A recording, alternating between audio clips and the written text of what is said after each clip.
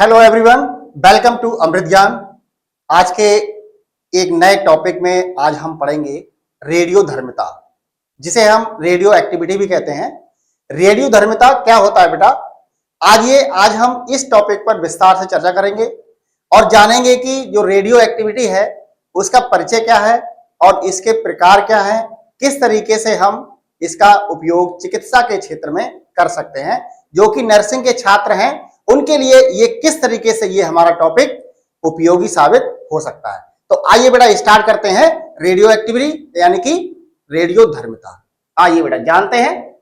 सबसे पहले हम जानते हैं रेडियो एक्टिविटी क्या होती है। आइए बेटा सबसे पहले हम इंट्रोडक्शन की बात करते हैं, यानी इंट्रोडक्शन टू रेडियो एक्टिविटी यानी कि रेडियो धर्मिता का परिचय। तो क्या होता है बेटा? देखिए, radio activity is the spontaneous emission of radiation from N unstable atomic nucleus. This occurs because the nucleus of certain isotopes is unstable and seeks to become more stable by emitting radiations। प्यारे बच्चों, इसका मतलब क्या है कि radio धर्मिता एक अस्थिर परमाणु नाभिक से विकिरण का स्वतः स्फूर्त उत्सर्जन करता है। यानी कि बेटा क्या है कि जो रेडियो धर्मी है यानी रेडियो एक्टिविटी है वो एक अस्थिर परमाणु नाभिक से विकिरण का स्वतः स्फूर्त उत्सर्जन करता है। जिससे क्या होता है मेरे प्यारे बच्चों, यानी कि ऐसा इसलिए होता है क्योंकि कुछ समस्थानिकों का नाभिक अस्थिर होता है और विकिरण उत्सर्जित करके अधिक स्थिर बनने का प्रयास करता है मेरे प्यारे बच्चों। ये हमारा रेडियो धर्मिता का परिचय होता है। ठीक है बेटे, आइए आगे देखते हैं। The emission of radiation can take place in the form of alpha particles, beta particles और गामा पार्टिकल्स। यानी कि विकिरण का जो उत्सर्जन है वो अल्फा कणों, बीटा कणों या गामा किरणों के रूप में हो सकता है। यानी कि बेटा रेडियो एक्टिविटी क्या है? इसका उत्सर्जन आप किस रूप में करेंगे, इसका एमिशन किस रूप में करेंगे बेटा? तो हम क्या करेंगे, यानी इसका विकिरण किस तरीके से कर सकते हैं? अल्फा कण के रूप में, बीटा कण के रूप में और गामा कणों के रूप में इसका उत्सर्जन कर सकते हैं। ठीक है मेरे प्यारे बच्चों, अब आइए बात करते हैं टाइप्स ऑफ रेडिएशन की। क्या होता है टाइप्स ऑफ रेडिएशन यानी कि विकिरण के प्रकार। आइए जानते हैं विकिरण के प्रकार के बारे में।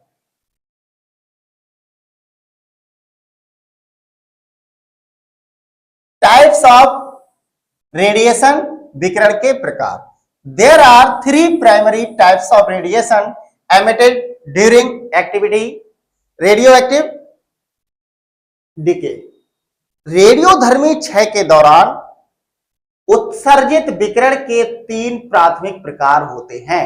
यानी कि बेटा जो रेडियो एक्टिविटी जो एक्टिविटी रेडिएशन होता है उसके बेटा 3 प्रकार होते हैं। कितने प्रकार होते हैं? विकिरण के कितने प्रकार होते हैं प्यारे बच्चों? 3 प्रकार होते हैं। ठीक है बेटा, तो 3 प्रकार में सबसे पहला जो हमारा प्रकार नंबर 1 पे आता है उसको हम कहते हैं अल्फा रेडिएशन, जिसे हम अल्फा विकिरण के नाम से भी जानते हैं। इसको हम अल्फा विकिरण यानी कि इस तरीके से प्रदर्शित कर देते हैं, जो कि हमारा अल्फा का निशान होता है या अल्फा का साइन होता है बेटा। ठीक है, तो आइए इसके बारे में पढ़ते हैं। Alpha particles consist of 2 protons and 2 neutrons making them relatively heavy and positive charge. Alpha कण क्या होते हैं प्यारे बच्चों? ये कण 2 प्रोटॉन और 2 न्यूट्रॉन से मिलकर बने होते हैं। अल्फा कण क्या होते हैं बेटा? 2 प्रोटॉन और 2 न्यूट्रॉन से मिलकर बने होते हैं, जिससे वे अपेक्षाकृत भारी और धनात्मक आवेशित होते हैं। ये बेटा हमारे अल्फा कण की पहचान होती है। ठीक है बेटा, आइए आगे बढ़ते हैं। पेनिट्रेशन। पेनिट्रेशन का यानी कि प्रवेश किस तरीके से हो सकता है? Alpha particles have low penetration power and can be stopped bye a sheet of paper or human skin. However, if ingested or inhaled, alpha particles can be harmful। यानी कि किस तरीके से हम इसको पेनिट्रेशन में कर सकते हैं कि अल्फा कणों की जो प्रवेश शक्ति कम होती है बेटा, क्या होती है, यानी इसको हम किस तरीके से पेनिट्रेट कर सकते हैं, प्रवेश कर सकते हैं। तो बेटा इसमें क्या होगा कि जो अल्फा कण होते हैं इनकी प्रवेश शक्ति क्या होती है बेटा, बहुत कम होती है और उन्हें कागज की शीट या मानव त्वचा द्वारा रोका जा सकता है। अगर कोई भी पार्टिकल है यानी कि अल्फा पार्टिकल है, अगर उसको हमें कहीं भेजना है, उसको प्रवेश कराना है, तो उसको रोकने के लिए हम एक कागज की शीट का प्रयोग कर सकते हैं या मानव त्वचा द्वारा भी इसको रोक सकते हैं। हालांकि अगर निगला जाए या सांस के द्वारा अंदर ले लिया जाए तो अल्फा कण हानिकारक भी हो सकते हैं, क्योंकि अल्फा कण का मतलब क्या होता है, अल्फा कण क्या होते हैं हमारी बॉडी के अंदर, ये हानिकारक साबित हो सकते हैं, जो कि हम सांस के द्वारा भी ले जा सकते हैं और इनको निगला भी जा सकता है। ठीक है प्यारे बच्चों, आइए आगे बढ़ते हैं। एग्जाम्पल बात करते हैं अल्फा कण के प्रकार की, यानी प्रकार तो हमने पढ़ लिया, यानी कि अब इसका क्या है, यानी कि एग्जाम्पल क्या होते हैं वो भी आप देख लीजिए। Example, radon is a radio active gas that emits alpha radiation, यानी जो रेडॉन हमारा जो तत्व होता है वो अल्फा कण का एक उदाहरण होता है। मेरे प्यारे बच्चों, क्या होता है, रेडॉन एक रेडियोधर्मी गैस है जो अल्फा विकिरण उत्सर्जित करती है। यानी कहने का मतलब क्या है, रेडॉन क्या है, एक गैस होती है बेटा, और गैस होने के नाते क्या है, ये अल्फा कण यानी कि अल्फा विकिरण उत्सर्जित करती है। ठीक है बेटे, आइए आगे देखते हैं। एप्लीकेशन इन मेडिसिन, यानी चिकित्सा में हम इसका किस प्रकार से यूज कर सकते हैं, इसका उपयोग क्या कर सकते हैं, उपयोग कैसे कर सकते हैं, आइए जानते हैं। रेडॉन थेरेपी के रूप में, रेडॉन थेरेपी के रूप में हम अल्फा कण का यूज कर सकते हैं, जैसे कि used in some traditional therapies for treating pain and inflammation, यानी जो रेडॉन थेरेपी होता है इसका बेटा क्या यूज है कि इसके द्वारा अगर किसी भी मरीज को दर्द होता है या सूजन होती है, उसके इलाज के लिए हम इसका यूज कर सकते हैं। जैसे कि दर्द और सूजन के इलाज के लिए कुछ पारंपरिक चिकित्सा में इसका उपयोग किया जा सकता है। ठीक है बेटा, यानी कि अल्फा कण का यूज कहां होगा, दर्द में और सूजन में। ठीक है बेटे, जिसे हम रेडियोथेरेपी के नाम से जानते हैं। आइए आगे बढ़ते हैं।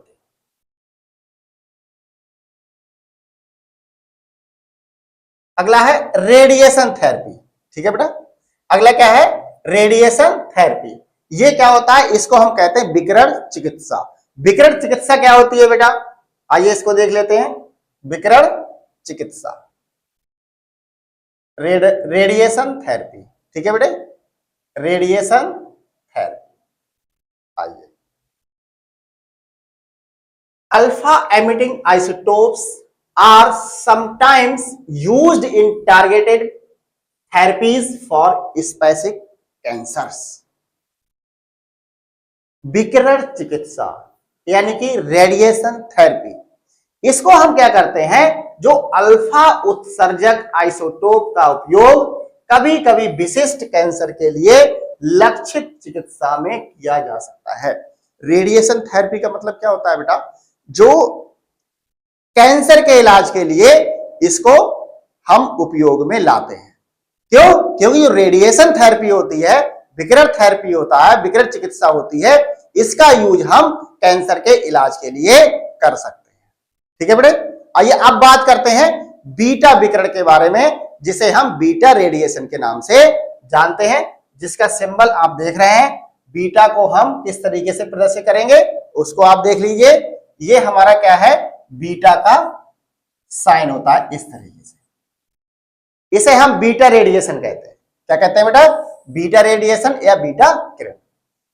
Beta particles are high energy electrons और positrons emitted from the nucleus, यानी जो बीटा कण होते हैं वो नाभिक से उत्सर्जित उच्च ऊर्जा वाले इलेक्ट्रॉन यानी कि बीटा चार्ज, यानी बीटा निगेटिव होता है। यहां पर बेटा जो इलेक्ट्रॉन है ना, इलेक्ट्रॉन को हम यहां पर बीटा से प्रदर्शित कर रहे हैं, और जो पॉजिट्रॉन होता है वो हमारा पॉजिटिवली चार्ज होता है, और इलेक्ट्रॉन हमारा क्या होता है, नेगेटिवली चार्ज होता है। ठीक है बेटा, तो ये बीटा पॉजिटिव यानी पॉजिटिव होता है बेटा। ठीक है, आइए आगे बढ़ते हैं। पेनिट्रेशन, इसका आप प्रवेश देख लीजिए, किस तरीके से इसको प्रवेश कराएंगे। Beta particles have more penetrating power than alpha particles but can be stopped by a thin sheet of metal और प्लास्टिक। अगर आपको बीटा किरणों को अगर प्रवेश कराना है तो उसको हम किस तरीके से रोक सकते हैं, जैसे कि बीटा कणों में अल्फा कणों की तुलना में अधिक भेदन क्षमता अधिक होती है, लेकिन इन्हें धातु या प्लास्टिक की पतली शीट द्वारा रोका जा सकता है। यदि आपको बीटा किरणों का रेडिएशन अगर आपको रोकना है तो आप क्या करेंगे, एक धातु या प्लास्टिक की पतली शीट आप लगा दीजिए, तो जो किरणें बीटा किरणें आ रही हैं उनको आप आसानी से रोक सकते हैं। जैसे carbon 14 and phosphorus 32 are beta emitting isotopes used in scientific and medical applications. यानी कि अगर हम उदाहरण की बात करें, जो हमारा कार्बन होता है और फास्फोरस होता है, ये बीटा किरणों का उत्सर्जन समस्थानिक के रूप में करता है और जिनका उपयोग हम वैज्ञानिक और चिकित्सा अनुप्रयोग में कर सकते हैं मेरे प्यारे बच्चों। ठीक है बेटे, आइए आगे बढ़ते हैं। चिकित्सा में अनुप्रयोग, किस तरीके से हम चिकित्सा में अनुप्रयोग कर सकते हैं, आइए देखते हैं बेटा। एप्लीकेशन इन मेडिसिन, चिकित्सा में अनुप्रयोग रेडियो एक्टिव ट्रेसर्स के रूप में, यानी कि रेडियोधर्मी ट्रेसर के रूप में हम इनका उपयोग कर सकते हैं। जैसे कि beta emitting isotopes are used in nuclear medicine for imaging such as in positron emission tomography scan. यानी कि बेटा जो पीईटी पैड का जो पूरा नाम होता है वो पॉजिट्रॉन एमिशन टोमोग्राफी के नाम से जाना जाता है, full form of PET pad. तो इसका आप नाम क्या लिखेंगे, पॉजिट्रॉन एमिशन टोमोग्राफी। ठीक है बेटे। बीटा उत्सर्जक आइसोटोप का उपयोग परमाणु चिकित्सा में इमेजिंग के लिए किया जाता है, जैसे कि positron emission tomography PET scan में। ठीक है बेटे, आइए आगे बात करते हैं। कैंसर ट्रीटमेंट में बीटा किरणों का यूज भी बेटा कैंसर ट्रीटमेंट में कर सकते हैं, कैंसर के इलाज में कर सकते हैं, कैंसर के उपचार में भी कर सकते हैं। कुछ चिकित्सा पद्धतियां होती हैं जैसे कि कैंसर कोशिकाओं के उपचार के लिए बीटा विकिरण का उपयोग किया जाता है।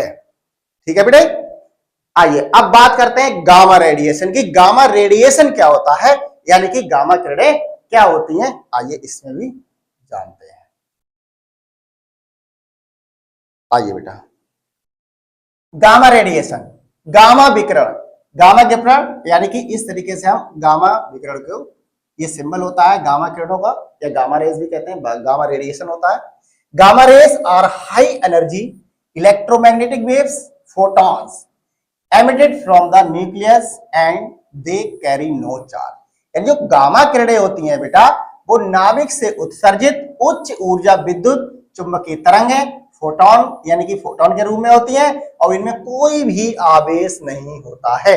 यानी कि हम कह सकते हैं जो हमारा अल्फा कण था वो हमारा पॉजिटिवली चार्ज था, बीटा हमारा नेगेटिवली चार्ज था, और जो गामा किरणें होती हैं, गामा रेडिएशन होता है, उस पर कोई भी चार्ज नहीं होता है, यानी कि उस पर कोई भी आवेश नहीं होता है मेरे प्यारे बच्चों। यानी कि इनमें कोई भी आवेश नहीं होता है, आवेश या चार्ज। ठीक है बेटे, आइए अब बात करते हैं प्रवेश, penetration. Gamma rays have a very high penetration power and can pass through the human body. They require dense materials like lead or several centimeters of concrete to be absorbed effectively। जो हमारी बेटा gamma किरणें होती हैं, यानी कहने का मतलब क्या है, जो गामा किरणें हैं वो प्रवेश शक्ति बहुत अधिक होती है। गामा किरणों की प्रवेश शक्ति क्या होती है, बहुत ज्यादा होती है मेरे प्यारे बच्चों। वे मानव शरीर से होकर गुजर सकती हैं। इन्हें प्रभावी रूप से अवशोषित करने के लिए सीसा या कई सेंटीमीटर कंक्रीट जैसे सघन पदार्थों की आवश्यकता होती है। अगर आपको गामा किरणों को रोकना है तो आप क्या करेंगे, एक सीसा को आप लगा दीजिए। यानी कि हमें क्या लगाना है, यानी कि अगर इनको रोकना है तो सीसा होता है या कोई कई सेंटीमीटर कंक्रीट जैसे पदार्थ को आप लगा दीजिए जो कि सघन पदार्थों की आवश्यकता होती है, इसको अवशोषित इससे कर लिया जाता है मेरे प्यारे बच्चों। जैसे एग्जाम्पल में देखिए, कोबाल्ट, कोबाल्ट 60 होता है और बेटा सीजियम 137 होता है, जो गामा किरणों का उत्सर्जन समस्थानिक के रूप में चिकित्सा में इसका उपयोग भी किया जाता है। गामा किरणों का उत्सर्जन कहां से होगा? कोबाल्ट से होगा बेटा और सीजियम से होगा, और इनका जो उत्सर्जन होता है वो चिकित्सा के रूप में आप प्रयोग कर सकते हैं। आइए बात करते हैं नेक्स्ट पॉइंट की, चिकित्सा में अनुप्रयोग। किस तरीके से गामा किरणों का उपयोग हम कर सकते हैं चिकित्सा में अनुप्रयोग? रेडिएशन थेरेपी, ये भी बेटा हम रेडिएशन थेरेपी के रूप में इसका यूज कर सकते हैं। जैसे कि gamma radiation is used in external beam therapy, radiotherapy to treat tumours by damaging cancer cell, यानी विकिरण चिकित्सा के रूप में हम इनका अनुप्रयोग कर सकते हैं, यानी कि गामा किरणों का उपयोग कर सकते हैं। और गामा विकिरण का उपयोग बाह्य किरण रेडियोथेरेपी में कैंसर कोशिकाओं को क्षति पहुंचाकर ट्यूमर का इलाज करने के लिए किया जाता है। यानी कि प्यारे बच्चों, जो गामा किरणों का जो विकिरण होता है, गामा रेडिएशन होता है, गामा किरणें होती हैं, इनका यूज हम क्या करते हैं कि रेडियोथेरेपी के रूप में कैंसर कोशिकाओं को क्षति पहुंचाकर, यानी कि कोशिकाओं का जो कैंसर कोशिकाएं होती हैं, यानी उनकी जड़ को खत्म करने के लिए इसका इलाज करते हैं, और इसका इलाज करने के लिए हम ट्यूमर का भी इलाज करने के लिए इनका उपयोग कर सकते हैं प्यारे बच्चों। आइए आगे बात करते हैं रेडियोधर्मी क्षय, यानी रेडियो एक्टिव डिके, या रेडियो एक्टिव हानि भी कहते हैं बेटा इसके लिए। इसे हम कई नामों से जान सकते हैं, जैसे कि क्या होता है रेडियो एक्टिव क्षय, आइए देखते हैं बेटा। रेडियो एक्टिव क्षय, radio active decay is the process by which an unstable atomic nucleus lose energy by emitting radiation. There are 3 main types of radio active decay. जो बेटा रेडियोधर्मी क्षय होता है, ये वह प्रक्रिया होती है जिसके द्वारा एक अस्थिर परमाणु नाभिक विकिरण उत्सर्जित करके ऊर्जा को खो देता है, जिसे हम क्या कहते हैं, ऊर्जा क्षय के रूप में इसे, यानी रेडियोधर्मी के रूप में इसे जानते हैं। और रेडियोधर्मी जो क्षय होता है उसके 3 मुख्य प्रकार होते हैं बेटा, यानी कि अगर रेडियोधर्मी क्षय के जो अगर प्रकार के बारे में बात आती है तो ये कितने प्रकार के होते हैं? 3 प्रकार के होते हैं, जो कि पहला हमारा क्या है, अल्फा डिके। अल्फा डिके देख लीजिए, या अल्फा क्षय, इससे हम अल्फा इस तरीके से हम प्रदर्शित करते हैं अल्फा क्षय को। तो इसमें क्या होता है बेटा देख लीजिए, during alpha decay the nucleus emits an alpha particles 2 protons and 2 neutrons. Alpha particle में क्या होता है बेटा, 2 न्यूट्रॉन होते हैं और 2 प्रोटॉन होते हैं, जो जिसे हम अल्फा कण के नाम से जानते हैं। आइए आगे बात करते हैं। अल्फा क्षय के दौरान नाभिक एक अल्फा कण, यानी कि 2 प्रोटॉन और 2 न्यूट्रॉन उत्सर्जित करता है। ठीक है बेटा, यानी क्या उत्सर्जित करता है, 2 न्यूट्रॉन और 2 प्रोटॉन। ठीक है बेटा, आइए आगे बढ़ते हैं। This reduces the atomic number by 2 and the mass number by 4, यानी कि इससे जो परमाणु संख्या होती है बेटा, इसकी 2 होती है जो कि कम हो जाती है, और द्रव्यमान संख्या 4 है जो कि कम हो जाती है इससे। ठीक है बेटे, आइए उदाहरण देखते हैं। सबसे इसका उदाहरण है, सबसे बढ़िया उदाहरण आप देखते हैं कि एग्जाम्पल में अगर आप देखेंगे तो यूरेनियम, ठीक है बेटा, इसका जो होता है यानी कि 92 यूरेनियम 238, इस तरीके से हम इसको लिखते हैं। और ये हमारा 90 होता है, इसे थोरियम कहते हैं बेटा। ये 234 होता है और प्लस अल्फा कण, यानी कि इस तरीके से इसको हम लिख सकते हैं।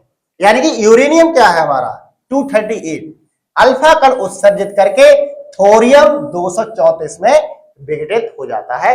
ये यूरेनियम बहुत ही घातक तत्व होता है बेटा, जो कि परमाणु बम के निर्माण में इसका यूज करते हैं। इसकी क्रिया बहुत भयंकरशाली होती है, जो कि क्या है बेटा, आप देख रहे हैं जो हमारा यूरेनियम है 238, अगर ये टूटता है तो ये थोरियम 234 में विघटित हो जाता है। ठीक है बेटे, आइए बात करते हैं बीटा डिके की। बीटा डिके क्या होता है, यानी कि बीटा क्षय।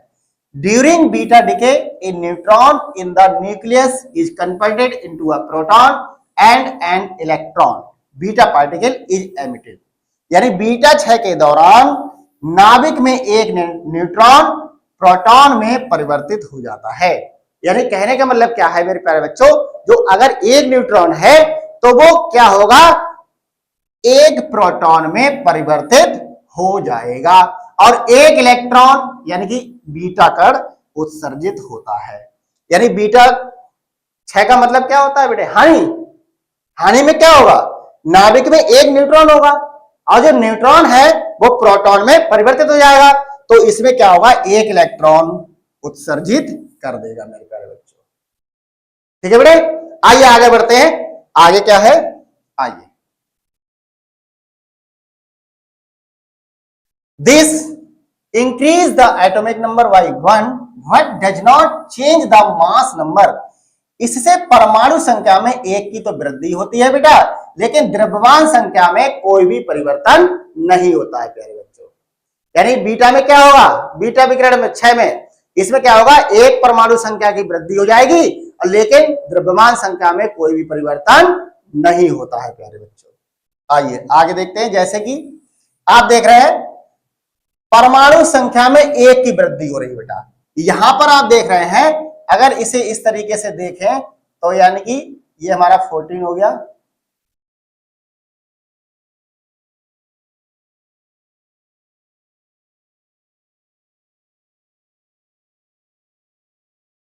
ये देखिए बेटा इस तरीके से। अब आप देख रहे हैं कि इसमें परमाणु संख्या में एक की वृद्धि, परमाणु संख्या क्या है हमारी 6 है और द्रव्यमान संख्या कितनी है, 14 है। ठीक है प्यारे बच्चों, अब यहां पर क्या हो रहा है, परमाणु संख्या में एक की वृद्धि हो रही है। यहां से कितना वृद्धि हो गई, एक की वृद्धि हो गई है ना बेटे, और द्रव्यमान संख्या में कोई भी परिवर्तन नहीं हुआ, यहां भी 14 हो गया और यहां भी 14 हो गया। तो इस तरीके से इसमें कोई भी परिवर्तन नहीं होता है। जैसे कि एग्जाम्पल में अगर आप देखेंगे तो कार्बन 14 और नाइट्रोजन 14, यहां पे आप तत्व देख रहे हैं, C फॉर कार्बन होता है, N यानी कि नाइट्रोजन होती है।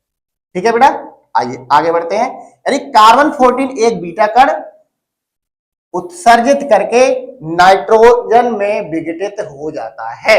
यानी क्या करेगा बेटा, यहां पे आप देख रहे हैं कार्बन है, एक बीटा कण का क्या कर रहा है, उत्सर्जन कर रहा है और नाइट्रोजन में विघटित हो जाता है।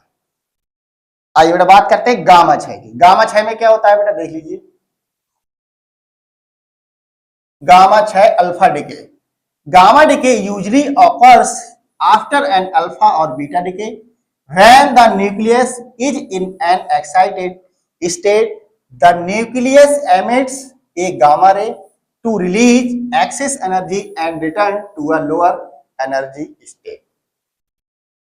ठीक है मेरे प्यारे बच्चों, यानी कि जो गामा क्षय है वो आमतौर पर, गामा क्षय आमतौर पर अल्फा या बीटा क्षय के बाद होता है। जब नाभिक उत्तेजित अवस्था में होता है बेटा, तो नाभिक अतिरिक्त ऊर्जा को मुक्त करने के लिए और निम्न ऊर्जा की अवस्था में लौटने के लिए गामा किरणों को उत्सर्जित करता है बेटा।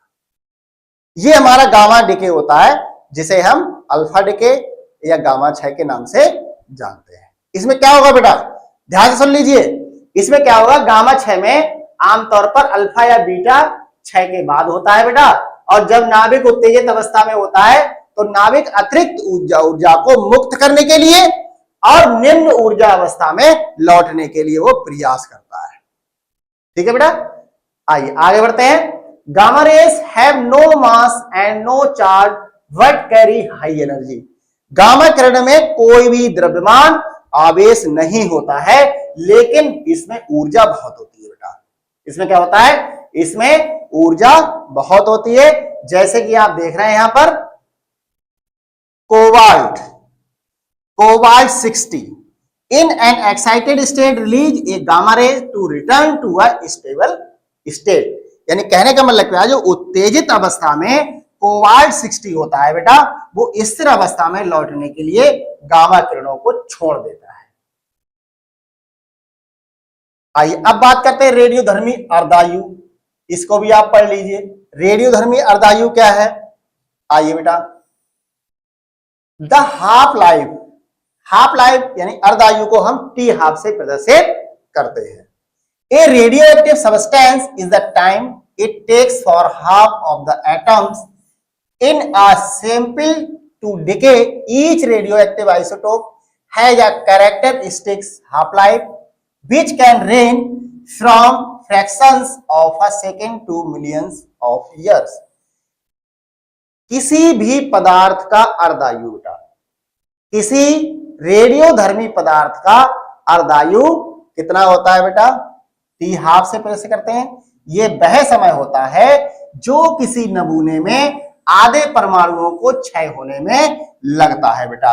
अब प्रत्येक रेडियोधर्मी समस्थानिक की एक विशिष्ट अर्धायु होती है जो 1 सेकंड के अंश से लेकर लाखों वर्षों तक हो सकती है। ये हमारा क्या होता है बेटा? हाफ लाइफ होता है। हाफ लाइफ, हाफ लाइफ का मतलब होता है अर्धायु काल, जितने में वो पदार्थ क्या हो रहा है बेटा?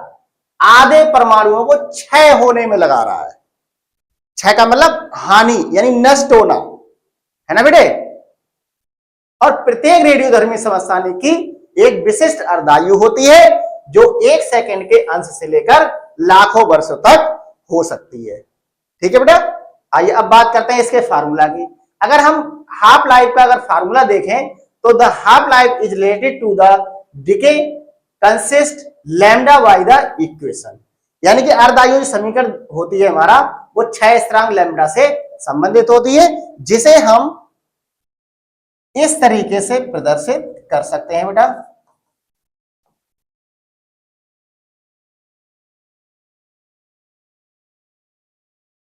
ये बेटा हमारा फार्मूला होता है T half is equal to 0.693 by lambda. इस तरीके से हम इस समीकरण को अर्धायु समीकरण के फार्मूले से हम लिख सकते हैं। यहां पर ये फार्मूला होगा इस तरीके से। आइए बात करते हैं नेक्स्ट पॉइंट की।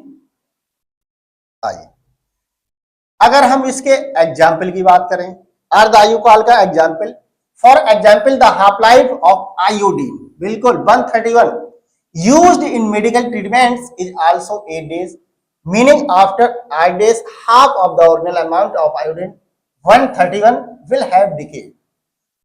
उदाहरण के लिए अगर हम बात करें बेटा, अगर हम उदाहरण के लिए अगर बात करें तो चिकित्सा उपचार में प्रयुक्त आयोडीन एक सबसे बड़ा सबसे अच्छा उदाहरण मान सकते हैं, क्योंकि जो अर्धायु लगभग होता है इसका बेटा वो 8 दिन होता है, अर्थात 8 दिनों के बाद आयोडीन 131 की मूल मात्रा का आधा भाग नष्ट हो जाता है बेटे। यानी मूल मात्रा का मतलब क्या है? यानी कि जो 8 है, यानी जो हमारा क्या है लगभग 8 दिन में क्या होगा? आधा रह जाएगा। अगर आयोडीन अगर आपका है तो 8 दिन बाद अगर आप उसे देखेंगे तो अपनी मात्रा का वो कितना होगा? आधा बच जाएगा बेटा। ठीक है। आइए अब बात करते हैं application in medicine.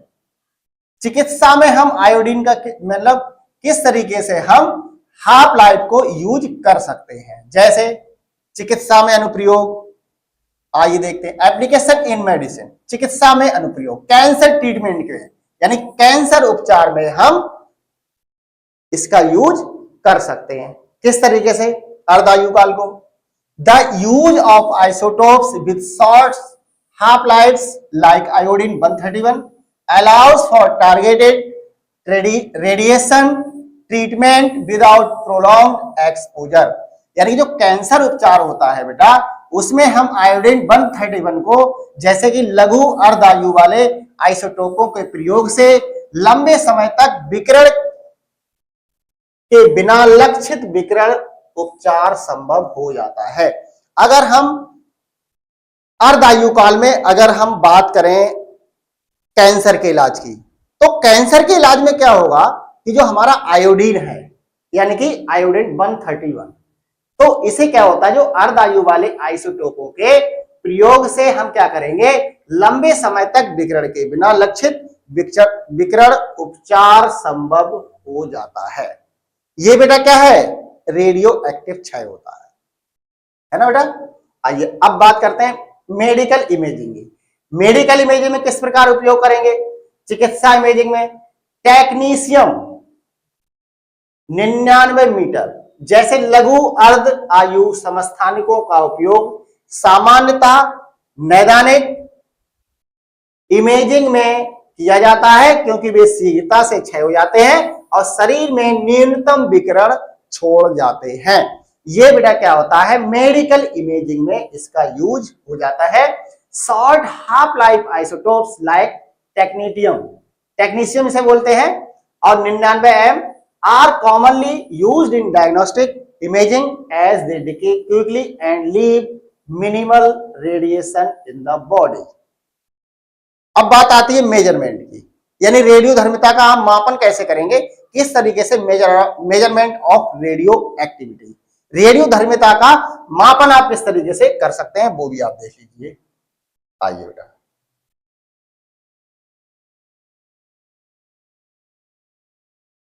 Measurement of radio activity क्या होता है बेटा, आइए देखते हैं इसे। Radioactivity of measurement of radioactivity, रेडियो धर्मिता का मापन हम किस प्रकार से इसे कर सकते हैं, आइए देखते हैं। Radio activity is typically measured using Geiger counters, या गीजर भी कहते हैं इसे बेटा, सिंटिलेशन काउंटर्स और सेमी कंडक्टर डिटेक्टर्स।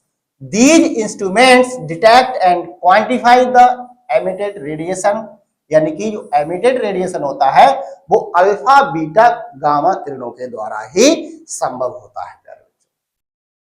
जो रेडियो धर्मिता होता है आमतौर पर गीजर काउंटर, सिंटिलेशन काउंटर या सेमी कंडक्टर डिटेक्टरों का उपयोग करके मापा जाता है, और ये उपकरण उत्सर्जित विकिरण अल्फा बीटा गामा का पता लगाते हैं और उसकी मात्रा निर्धारित करते हैं। ठीक है बेटे, आइए आगे बढ़ते हैं। यूनिट्स ऑफ रेडियो एक्टिविटी, इसका यूज क्या होता है वो भी आप देख लीजिए। रेडियो एक्टिविटी की जो यूनिटें होती हैं वो किस तरीके से होती हैं, उसका किस तरीके से हम उसका मापन कर सकते हैं, इसकी इकाई क्या होती है, यूनिट्स क्या होती हैं, वो आइए हम जानते हैं। ठीक है बेटा, आइए देखते हैं। बैकुरल, 1 बैकुरल इज 1 डेसिजीरेशन सेकेंड्स, यानी जो बैकरल होता है ये बेटा एक यूनिट से होती है। 1 बैकरल प्रति सेकंड 1 विघटन होता है, ये रेडियो एक्टिविटी की इकाई होती है, इसे हम बैकरल में भी नाप सकते हैं। अगला आता है बेटा क्यूरी, इसे हम CI से प्रदर्शित करते हैं। A unit of radioactivity used in largest quantities of radio active materials. एक क्यूरी इज इक्वल टू होता है 37 बेटा बिलियन डिस्टिंग्रेशंस पर सेकेंड, यानी जो क्यूरी होता है उसे हम CI से प्रदर्शित करते हैं बेटा। क्यूरी रेडियो धर्मिता की एक इकाई है जो रेडियो धर्मी पदार्थ की बड़ी मात्रा में उपयोग की जाती है। इसका जो मान होता है बेटा CI इक्वल टू 37 बिलियन विघटन प्रति सेकेंड के बराबर होता है बेटा। आइए आगे बात करते हैं सुरक्षा एवं संरक्षण की, सेफ्टी एंड प्रोटेक्शन। ये हम किस तरीके से कर सकते हैं, इसको भी आप देख लीजिए। सुरक्षा एवं संरक्षण, handling radio active materials requires strict safety protocols to minimise exposure to radiation, specially in health care setting where radiotherapy and medical imaging are common.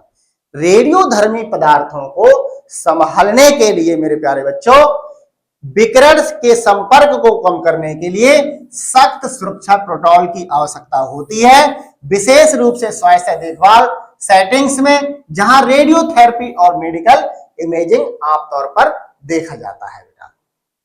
अगर सुरक्षा एवं संरक्षण की अगर हम बात करते हैं तो रेडियो धर्मी पदार्थ हैं, इनको संभालने के लिए हमें क्या करना है, विकिरण के संपर्क को कम करना चाहिए और सख्त सुरक्षा प्रोटोकॉल जो भी होते हैं उनका निर्धारण करना चाहिए, और विशेष रूप से स्वास्थ्य देखभाल में सेटिंग्स जहां रेडियोथेरेपी और मेडिकल इमेजिंग हो रही हो या उनका अनुप्रयोग हो रहा हो, वहां पर हमें क्या करना है, सुरक्षा एवं संरक्षण की बात आती है। इनका यूज बहुत जरूरी है। आइए बात करते हैं विकिरण संरक्षण सिद्धांत, रेडिएशन प्रोटेक्शन प्रिंसिपल्स क्या होते हैं, इनको आप देख लीजिए। टाइम, समय, बिल्कुल विकिरण संरक्षण सिद्धांत का मतलब समय। समय बहुत उपयोगी है बेटा। Minimise the time spend near radio active sources, रेडियोधर्मी स्रोतों के पास बिताए गए समय को न्यूनतम करें। अगर बेटा अगर रेडियोधर्मी स्रोत है, यानी कि अगर रेडिएशन हो रहा है, तो हमें बेटा कम से कम हमें समय लगाना चाहिए, वरना ये हमारे लिए बहुत ही ज्यादा हानिकारक हो सकते हैं। ठीक है बेटा, यानी कि रेडियोधर्मी स्रोतों के पास बिताए गए समय को न्यूनतम करना चाहिए, कम से कम इनके पास रहना चाहिए। डिस्टेंस, अब बात करते हैं डिस्टेंस की। डिस्टेंस क्या है, डिस्टेंस का मतलब होता है दूरी। ठीक है बेटा, यानी कि विकिरण स्रोत से दूरी को अधिकतम करें। विकिरण की तीव्रता दूरी के वर्ग के साथ घटती है। अगर रेडिएशन हो रहा है मेरे प्यारे बच्चों, तो क्या है, हमें बहुत ज्यादा दूरी पर उनसे उपयोग करना चाहिए, वरना ये हमारे लिए हानिकारक हो सकते हैं। क्योंकि हमें पता है अपनी सुरक्षा किस तरीके से करनी है, यानी maximise the distance from the radiation sources, विकिरण स्रोत से हमें ज्यादा दूर रहना है, वरना यह हानिकारक हो सकता है। The intensity of radiation decreases with the square of the distance, यानी कि विकिरण की जो तीव्रता होती है वो दूरी के साथ बेटा क्या होती है, घट जाती है। अब बात आती है शील्डिंग की। शील्डिंग यानी कि परिरक्षण। Use appropriate shielding materials, example में देख लीजिए, lead for gamma radiation, paper for alpha particles. Shielding की अगर हम बात करें, परिरक्षण की अगर हम बात करते हैं, तो उपयुक्त परिरक्षण सामग्री का उपयोग करना चाहिए, जैसे कि गामा विकिरण के लिए शीशे का और अल्फा कणों के लिए कागज का। अगर हमारे लिए इनसे अगर बचना है, विकिरण स्रोत से अगर हमें बचना है, तो हम क्या करेंगे, अगर गामा किरणों से हमें बचना है तो आप शीशे की प्लेट लगा लीजिए। अगर हमें अल्फा कण से बचना है तो कागज वगैरह का आप यूज कर सकते हैं। ठीक है बेटा, अब बात करते हैं पर्सनल प्रोटेक्टिव इक्विपमेंट, पीपीई क्या होता है इसके अंतर्गत, व्यक्तिगत सुरक्षा उपकरण। इसको हम कहते हैं personal protective equipment, PPE. Protective cloth, यानी कि जो सुरक्षात्मक कपड़े होते हैं, जिसे सुरक्षा कवच कहते हैं, उन्हें पहनना चाहिए। लीड एप्रॉन्स, यानी लीड एप्रन करना चाहिए।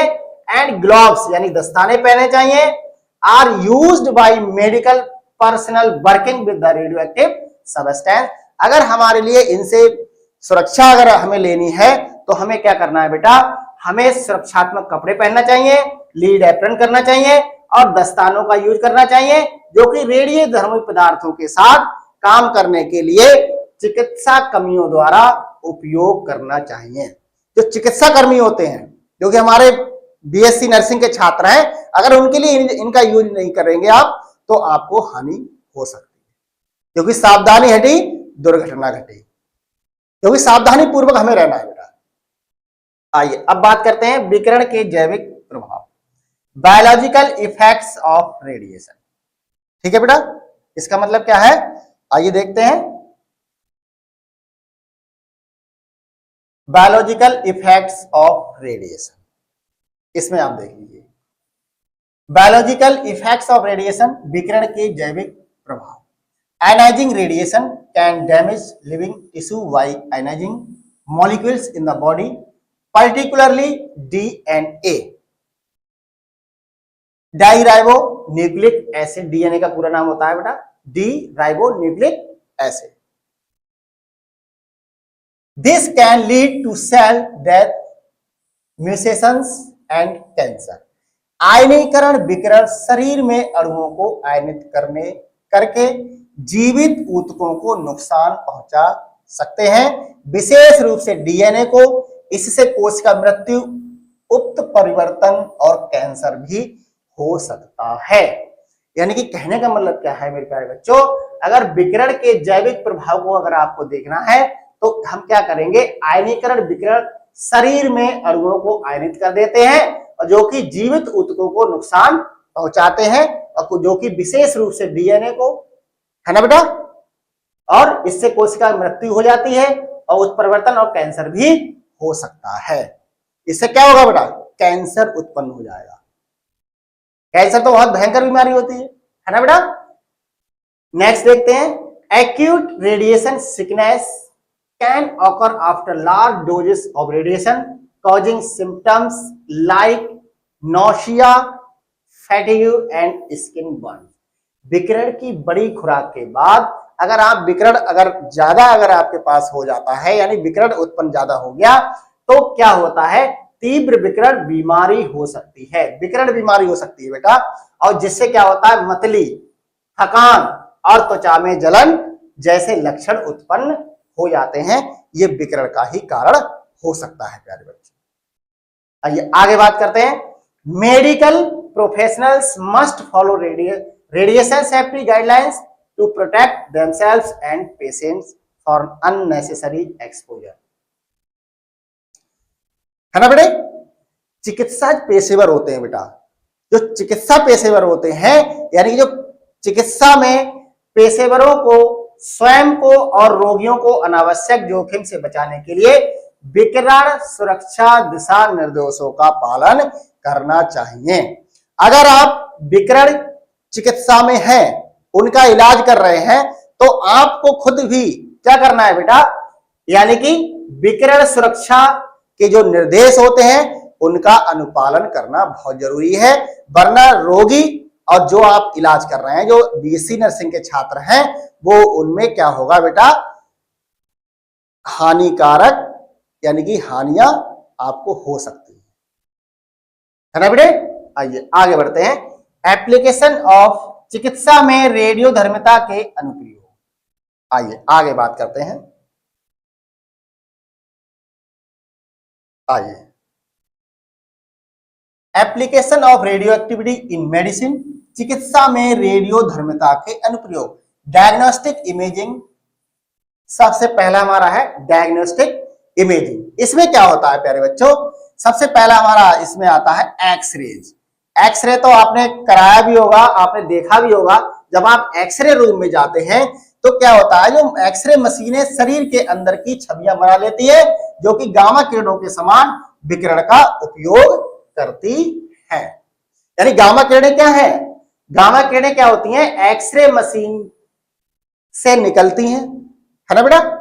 एक्सरे यानी कि एक्सरा क्या होता है, एक्सरे यानी एक्स किरणें वो मशीन से निकलती है ना। जो शरीर के अंदर के जो पार्ट होते हैं, यानी जो फ्रैक्चर वगैरह होते हैं, टूटी फूटी हड्डियां होती हैं, उनके इमेज यानी कि उनके चित्र यानी कि लिए जा सकते हैं, जो कि गामा किरणों के समान विकिरण का उपयोग भी करती है बेटा। X ray machines use a form of radiation similar to gamma rays to create image of the inside of the body, यानी शरीर के भागों की छवि बनाना, इमेज बनाना, है ना बेटा। ये एक्सरे ही तो होता है। आइए आगे बढ़ते हैं। सीटी स्कैन, बिल्कुल सीटी स्कैन में भी इसका यूज होता है, रेडियो एक्टिविटी इन मेडिसिन, रेडियोधर्मिता का। किस तरीके से, रेडियोलॉजिस्ट जो एक्सरे करते हैं, सीटी स्कैन करते हैं, एमआरआई करते हैं, वो बेटा रेडियोलॉजिस्ट कहलाते हैं। जैसे आइए देखते हैं, सीटी स्कैन का पूरा नाम होता है कंप्यूटेड टोमोग्राफी। ध्यान से देख लीजिए, सीटी स्कैन का पूरा नाम होता है computed tomography, uses x rays to create detailed cross sectional image of the body. CT scan का बेटा जो यूज है वो कंप्यूटेड टोमोग्राफी, सीटी। सीटी स्कैन का पूरा नाम क्या होता है, कंप्यूटेड टोमोग्राफी बेटा, जो शरीर की विस्तृत अनुप्रस्थ काट छवियां बनाने के लिए एक्सरे का उपयोग किया जाता है। आइए आगे देखते हैं। पीईटी स्कैन, ये क्या होता है बेटा, इसको भी आप देख लीजिए। इसका पूरा नाम होता है पॉजिट्रॉन एमिशन टोमोग्राफी। पीईटी का पूरा नाम क्या है बेटा, पॉजिट्रॉन एमिशन टोमोग्राफी। इसको आप ध्यान से पढ़ लीजिए, याद कर। uses beta emitting isotopes to visualize metabolic processes in the body। PET scan में क्या होता है बेटा, पॉजिट्रॉन एमिशन टोमोग्राफी में जो पॉजिट्रॉन एमिशन टोमोग्राफी है वो शरीर में चयापचय प्रक्रियाओं को देखने के लिए बीटा उत्सर्जक आइसोटोप का उपयोग करती है। इससे क्या होगा मेरे प्यारे बच्चों, यानी कि चयापचय प्रक्रियाएं, इनको देखने के लिए हम इसका प्रयोग करते हैं, जो कि हमारे शरीर के पार्ट के लिए बहुत ही ज्यादा उपयोगी होता है। पॉजिट्रॉन एमिशन टोमोग्राफी, जिसे पीईटी के नाम से जानते हैं। नेक्स्ट आता है कैंसर ट्रीटमेंट थेरेपी, यानी कैंसर उपचार में रेडियोथेरेपी किस तरीके से होगी वो आप देख लीजिए। एक्सटर्नल बीम रेडियोथेरेपी, जो कैंसर ट्रीटमेंट होता है बेटा उसको हम एक्सटर्नल बीम रेडियोथेरेपी के नाम से भी जानते हैं, जो कि बाहरी तरफ यानी कि हाई एनर्जी गामा और x rays are directed at cancer tissues to destroy them. यानी कि कैंसर का अगर आपको इलाज करना है तो बाह्य बीम थेरेपी का यूज आप कीजिए, जो कि उच्च ऊर्जा गामा या एक्सरे को कैंसर ग्रस्त ऊतकों को नष्ट करने के लिए उन पर निर्देशित किया जाता है। इसके अंदर क्या होगा, एक्सटर्नल बीम रेडियोथेरेपी। इससे क्या होता है बेटा, जो हमारी उच्च ऊर्जा होती है, क्योंकि उच्च ऊर्जा बहुत होती है गामा में, क्या है ये हानिकारक किरणें होती हैं। अगर किसी मरीज को कैंसर हो जाता है बेटा तो इसमें क्या होता है, जो उनके जो ऊतक होते हैं उनको नष्ट करने के लिए उन पर इनको फोकस किया जाता है। ठीक है बेटा, आइए आगे बढ़ते हैं।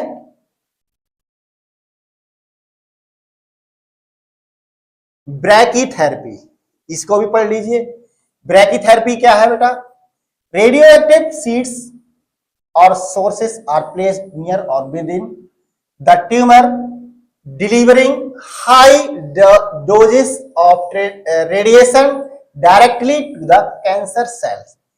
ब्रैकीथेरेपी में बेटा क्या होता है, जो रेडियोथर्मिक बीज होते हैं या स्रोतों को ट्यूमर के पास या उसके भीतर रखा जाता है, जिससे विकिरण की उच्च खुराक सीधे कैंसर कोशिकाओं को पहुंचाई जाती है। ब्रैकीथेरेपी क्या होता है बेटा, इसमें जो कैंसर होता है, कैंसर का अगर कोई व्यक्ति है तो सीधे कैंसर वाली जगह पर हम क्या करते हैं, जो कि यानी कि जो ट्यूमर होता है, यानी कि स्रोतों को ट्यूमर के पास या उसके भीतर रखा जाता है, जिससे विकिरण की उच्च खुराक सीधे कैंसर कोशिकाओं तक पहुंचाई जाती है बेटा।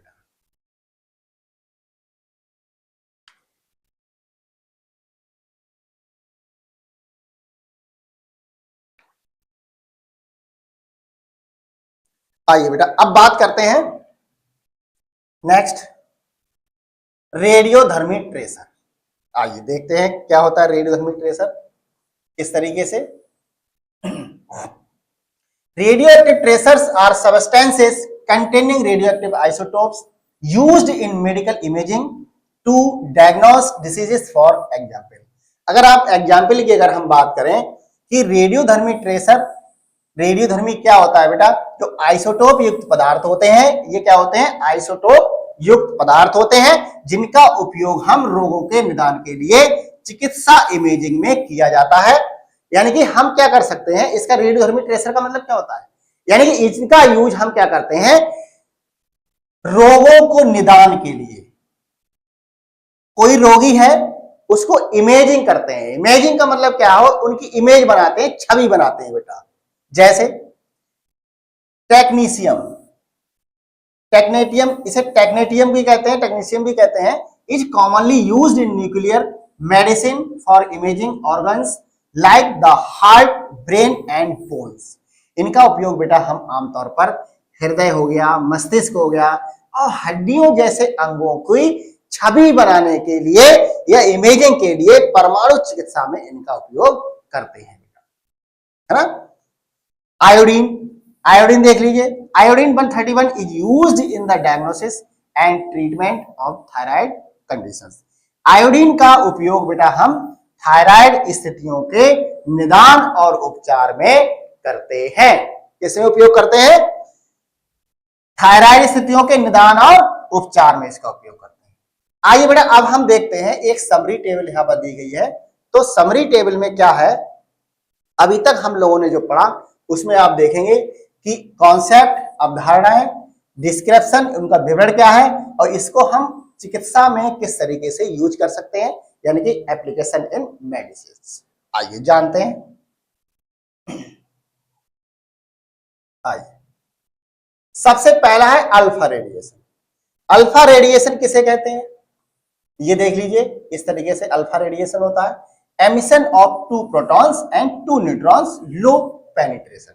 यानी कि अल्फा कण क्या होते हैं, अगर इनके विवरण की बात करें तो इसमें 2 प्रोटॉन और 2 न्यूट्रॉन का उत्सर्जन होता है, जो कि कम प्रवेश के लिए होता है बेटा, है ना। जैसे रेडॉन थेरेपी, अब इसका यूज हम कहां करेंगे, रेडॉन थेरेपी में, रेडिएशन थेरेपी में और कैंसर के विकिरण चिकित्सा में।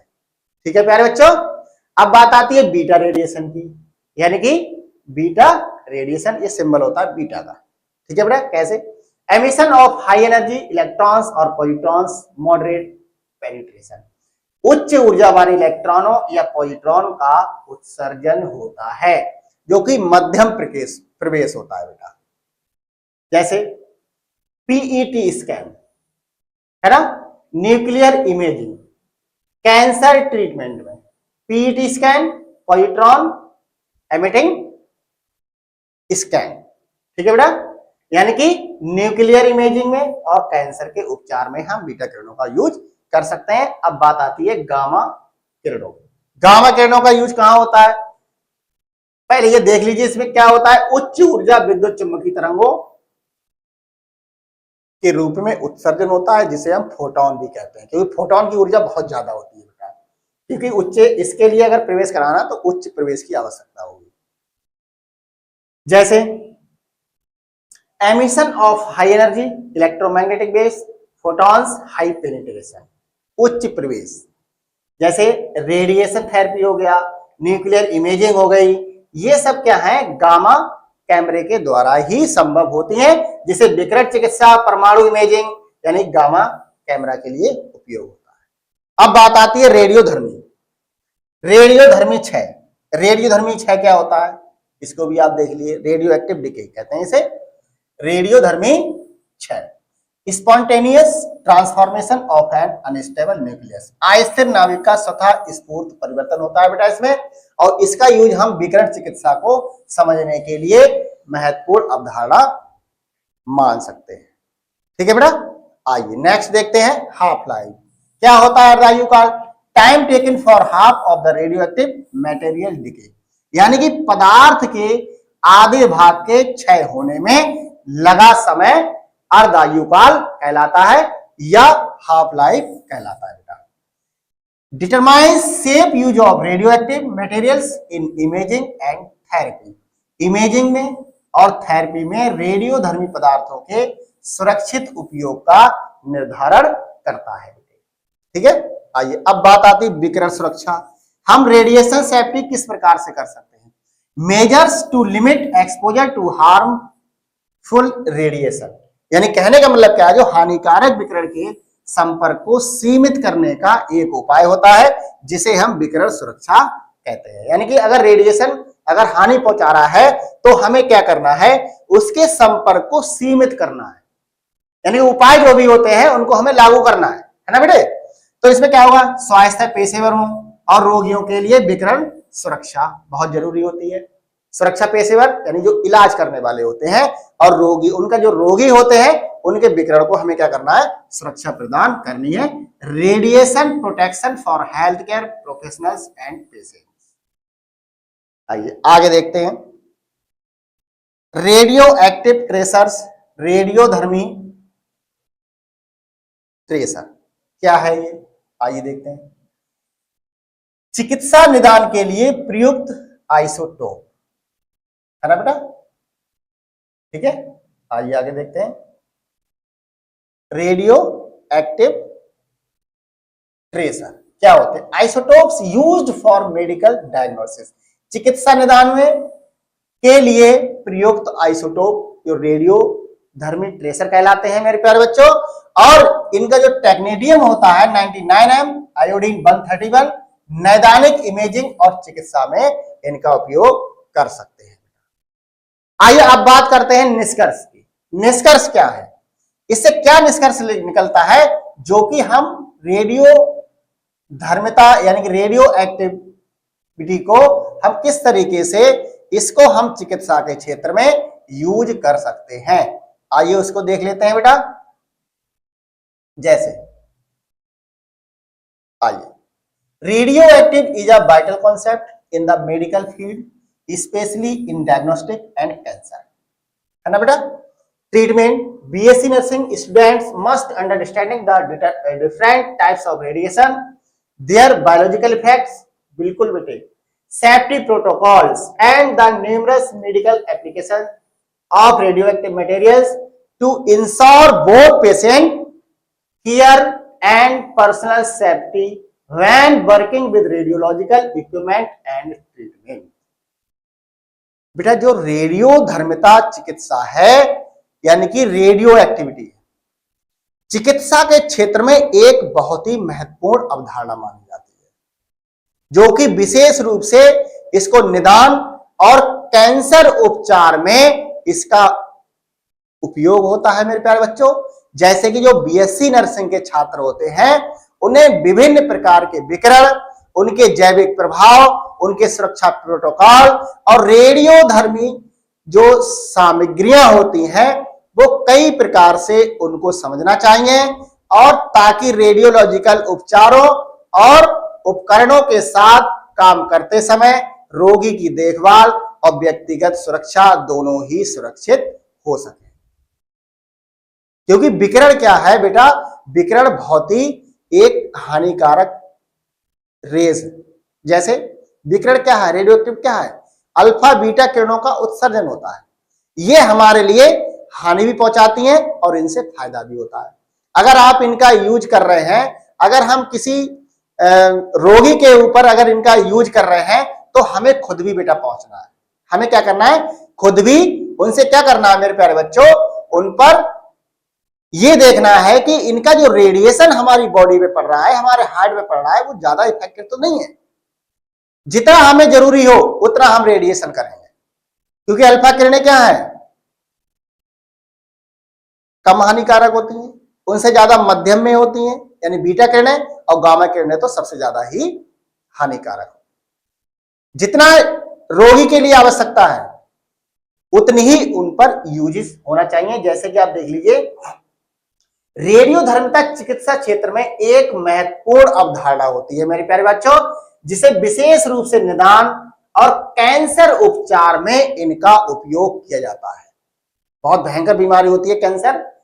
बीएससी नर्सिंग छात्रों के विभिन्न प्रकार के विकिरण, उनके जैविक प्रभाव और सुरक्षा प्रोटोकॉल और रेडियोधर्मी सामग्रियों के कई चिकित्सा अनुप्रयोगों को समझना चाहिए, जिससे कि रेडियोलॉजिकल उपकरणों और उपचारों के साथ काम करते समय रोगी की देखभाल और व्यक्तिगत सुरक्षा दोनों ही निश्चित हो सके बेटा। यह हमारे निष्कर्ष की बात आती है।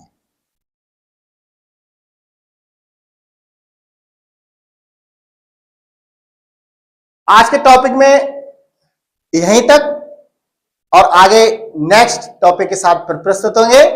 और आज के टॉपिक में यहीं तक, और आगे नेक्स्ट टॉपिक के साथ फिर मिलेंगे। तब तक के लिए जय हिंद, जय भारत।